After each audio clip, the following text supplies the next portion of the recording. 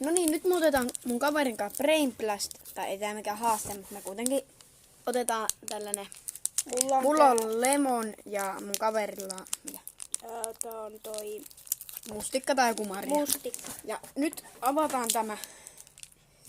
Näin täällä. Ja nyt laitetaan NYT. Nyt. Ei se ole niin paha.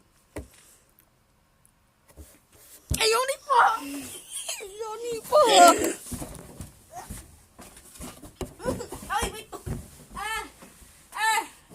Ei oo paha! Ei! Ei!